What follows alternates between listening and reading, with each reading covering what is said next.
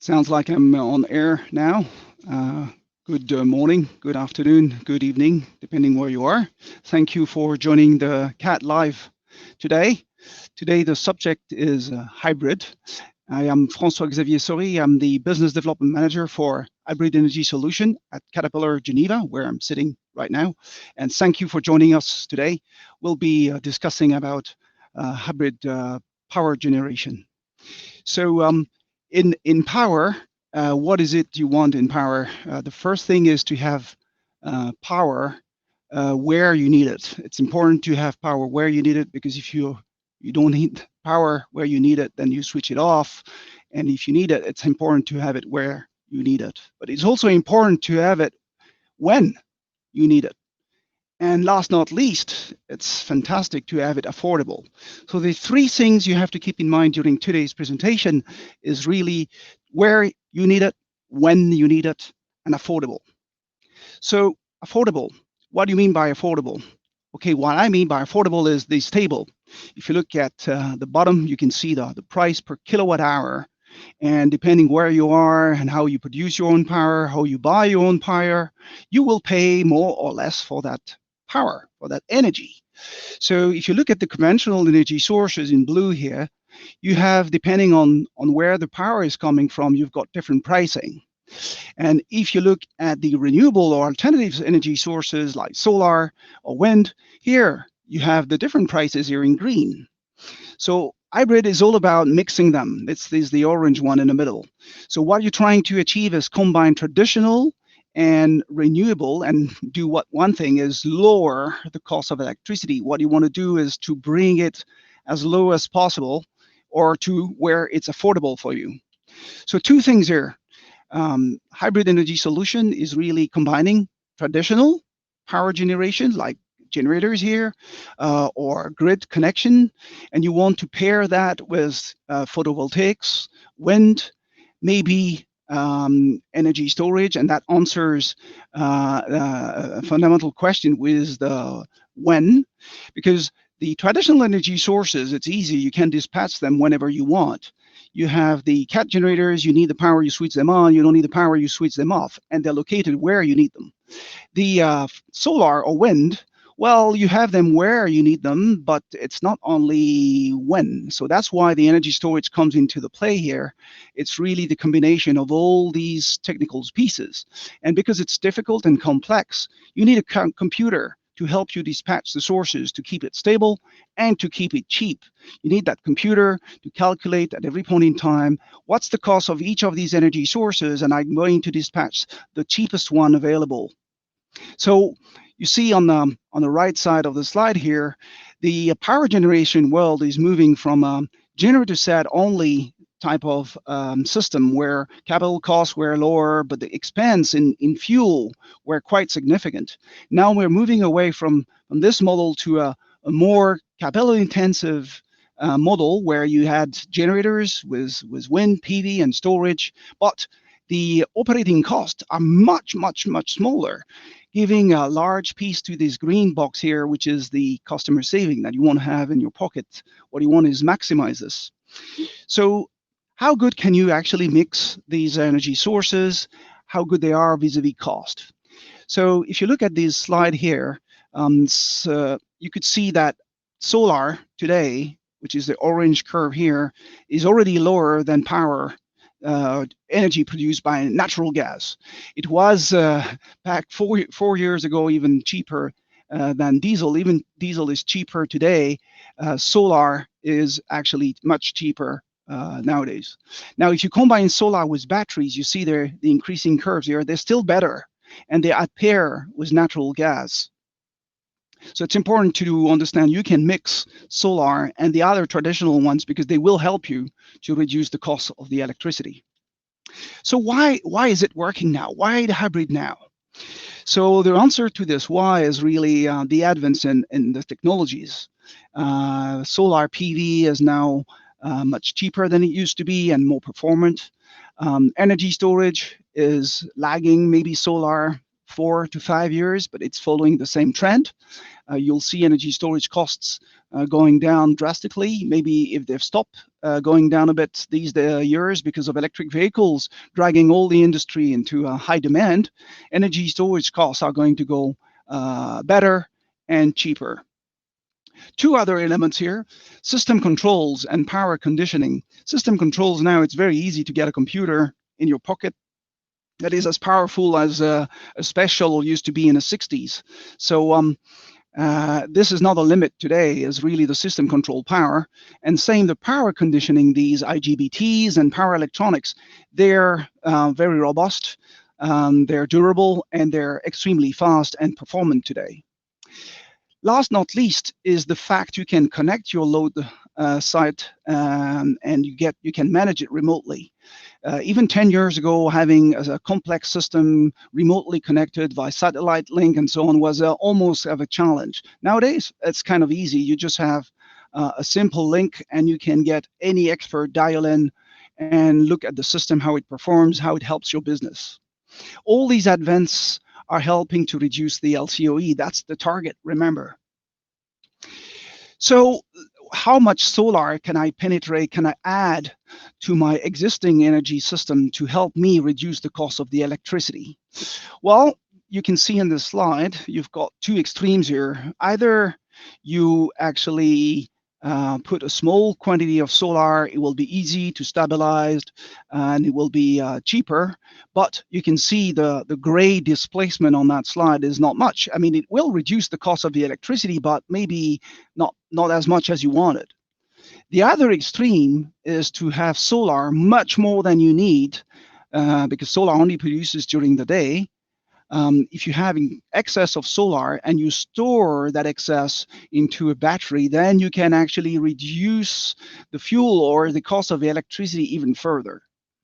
Nowadays, believe me, every project is somewhere between these two extremes. We now see more and more larger solar and not completely yet, except maybe for the telecom industry, high, very high hybrid penetration.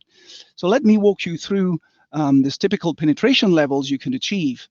Basically, if you only add a battery, to your existing generator sets, power plant, you would only, and no PV, you would only save, just going virtual spinning reserve, you would save from 2 to 5%. That's okay, it's good, but you could do better. You could actually make fuel save from 5 to 10%, just adding about 20% PV in your existing system. If you want to go more, then you need to add more PV and a small storage, and even more, you need a large PV and a large storage. And you see, you have two types of storage. You've got these ones, which is grid stability type of storage to compensate for the fluctuation of your PV. And you've got the one which is energy storage for stability and time shifting. So you want to do two things here. You want to stabilize your grid because there is a lot of impact of the PV field, but you also want to store the excess of energy. So this is one type of energy storage. And the second type, we call them grid stability or time shift. So what do you want to do when you design a hybrid system? You want to be able to control all these elements. You want to be able to select your generators and select the right generators for the application. You want to be able to select the right solar system for your application, the right energy storage, have the right controls that can talk seamlessly and fast to all these devices, and you want to be able to remote connect everything. So let me walk you through these technologies real quick. Generator sets. I'm working for Caterpillar, but I don't want to teach you about generators. Here is the technologies you can find. You have high-speed diesel, medium-speed diesel, dual fuel, high-speed gas, medium-speed gas, gas turbines. All of these technologies have their pros and cons, and some are better suited for this application or for this other application. So the idea here is you have to select the right technology for your traditional, because this is going to impact quite much your levelized cost of energy. Next, solar. What you do is having multiple technology for generators and turbines and gas and diesel. You want to have that as well for solar. There are multiple solar tech today, and they're all different and can be applied in very different cases. For instance, you still have very efficient thin film that is really good in hot and humid climates. It's actually very focused for the North American market. You've got this shingled silicone monoperk over the 400-watt module. This is a really premium and durable product. You can hit 25-year warranty in both product and performance. And you've got kind of mass production products with multiple size. You've got the silver or black frame. You've got the half cuts. You've got the bifacials. You've got them that are black or silver. What you want to select here is a product that has high durability bill of material, because if you don't, then you can question your durability of that product behind the warranty period. Now let's go to the energy storage. Same here again. Remember, I told you about two different types of energy storage. We'll see what you actually need for energy storage to build state-of-the-art hybrid system. So energy storage that look like this, here is looking like a bit like a generator in a box, but it's actually no generator here. It's actually a tank of energy, which is either lithium-ion, ultra capacitors, or traditional advanced lead acid, or a combination. You can actually mix different types in the same package.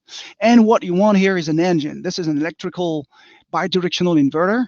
This is going to take the energy from the tank and convert it to usable electricity for your application. And it's also going to refill the tank, taking the usable energy and bring it back to the tank. You want that inverter to be grid forming. You want that inverter to be fast, going from charging and discharging. And you want that inverter to be able to help you clear faults and help stabilize the electrical system here. Last not least, you want a fully tested, factory tested plug-and-play system that includes fire suppression and also environmental control, HVAC, to keep the tank in a good health for long years.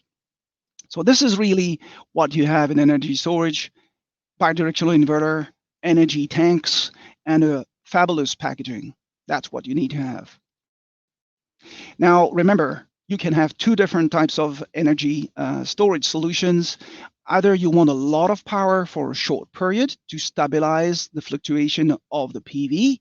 So here you go. You can have, in a 40-foot container up to 3 megawatt. This would be a 10-foot container with about 500 kilowatt. And here you have the time shift energy storage, which is a long duration type of energy. It does the stability as well, but it also includes much longer duration. This is a 250 kilowatt 1 hour, and up. This is a 250 kilowatt 10 hours, but it could be also 1.5 megawatt up to 8 megawatt hours. So this is the different techs, and you want to be agile to select one or the other depending on your economics. So what do you do with these energy storages? Of course, you can bridge the solar intermittency. We just discussed it. You can also assist the generators in block loads. Because the battery will take the block load and the genset will be walked in gently. You can also support the grid with larger, this is a 10 megawatt 4-hour system here that is able to support a national grid. Last not least, if your inverter is grid forming, you can literally stop the generator during the day when you have enough solar to supply your load. This is critical here. How do you want to save fuel? Well, the best is to stop your generator 100%. If you keep them run at low load, they won't be so efficient, and you will actually produce high cost kilowatt hours.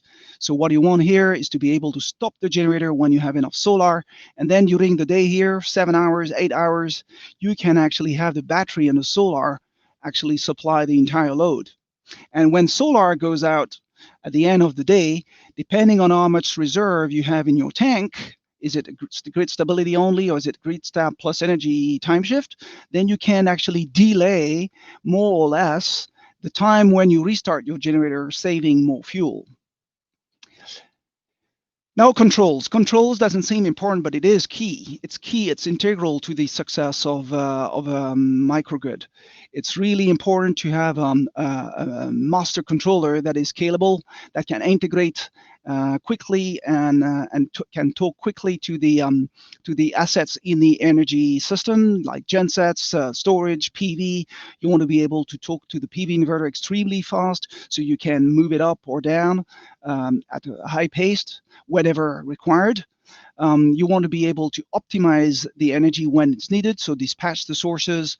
You want to be able to increase the reliability, and you want to be able to have open protocols to talk to anything around the power systems to communicate and inform.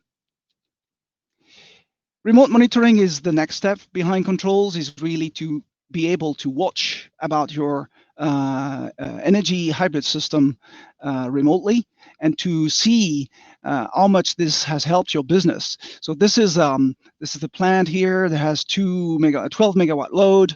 Normally runs on 3 HFO generators, but because you have 6 megawatt solar available, you can stop one generator and run only on 2 plus solar. There are no battery here. The cost of the fuel in that site was not high enough to justify a battery. However, we have high-speed generators as a backup for cloud passes. This is this site here over here. It's a gold mine in Namibia. We have other mines here. This is a 7 megawatt peak and a 25 megawatt genset here. This one in Arizona is a copper mine. It's 500 kilowatt peak solar, a portion in on tracker, and there's also a 500 kilowatt ESS. This one saves over 30% fuel because you do the genset stop that we discussed earlier. Another grid stability application here I'm happy to share. It's an existing mine in Congo, and there is a winder load that is putting large power swings on the hydro dam power. So it was beginning to make the power system, the power grid, quite unstable. So we inserted a 10 megawatt energy storage into that grid to solve the winder cycle problem. It's a 10 megawatt energy storage. It's 5 containers. You can see here, 5 containers, 2 megawatt each. This is the medium voltage connect box. Let me walk through a business case. This is a project in UAE. It's actually in the outskirts of Dubai, in the desert. Remotely, there is water over there because it's an agriculture project, but there is no power. So traditionally in Dubai, what you do when you need power, you just bring a generator and operate on diesel.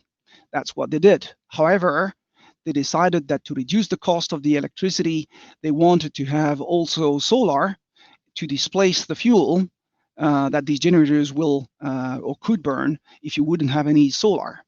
And here you'll see it was an opportunity to add an energy storage in the mix. We have used thin film modules in this project. These are Series 4 modules, Caterpillar branded, and these are excellent under hot and humid climates like the one you have in Dubai, but it's producing far more yield than any crystalline silicone.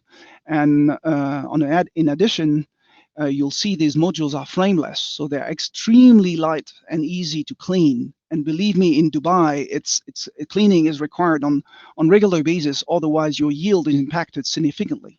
These are pictures taken during constructions, and we did advanced analysis work on this, producing this type of graph, analyzing, how many genset can run, how much the solar could help us stop the generators or reduce their load, how much the battery can contribute here and then. So this is very important. If you don't do that, you don't know where your economics go vis-a-vis your technical hypothesis. So if you look at the economics of this project, this system would have burned about 11 million liters of diesel per year if they would have only gensets. If you add genset and PV, you cut that down to 9.7. And if you add the storage, you reduce that a bit further. And if you look at the dollarized version of that, you see the difference, justifying that the savings actually between PV and genset and PV genset plus battery. This is what justifies the battery.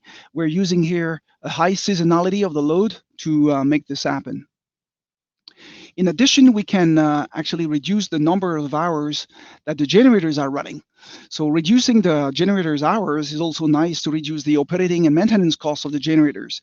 It is significant because you can here, in that case, save up to 10,000 or almost 11,000 hours, depending on how much PV and storage you penetrate in the mix.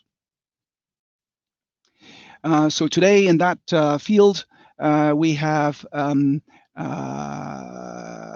5 diesel generator sets. 2 are actually coming in the rental in the summer when power demand is really high. So it's 5 plus 2, 2.7 megawatt of thin film solar modules, a Caterpillar storage, 375 kilowatt master microgrid controller, and the remote connection. 1.4 million liters are saved every year. Here is a video. I hope it goes through the web. It shows you a drone shot during construction, and this is where the power system is. You can see the greenhouses, the mushroom plant here, and this is the way the setup is. You see it's the middle of the deserts. The water is actually on the ground here. So they're pumping the water. It's part of the load. Conclusion: hybrid microgrid solutions are really key nowadays to reduce the levelized cost of electricity. If you have the chance, if you have a renewable source where you need it, be sure that adding that source into your mix will reduce the cost of your electricity. It is quite easy and quick to deploy these microgrid solutions, and you can have full system integrated solution from CAT and other different vendors. But CAT, you get everything: the genset, the PV, the storage, and the service that is recognized worldwide. I've got a time for question and answers. I will probably have to take a few questions. No question today? All right, so let me thank you. Thank you for joining today, and hope to see you soon. If you have more questions, please continue to add them in the comments. We'll make sure we answer them. And next week on Monday, you will have the pleasure to learn about total cost of ownership by my colleague Swan Piguet. So thank you for joining today, and keep well. Bye.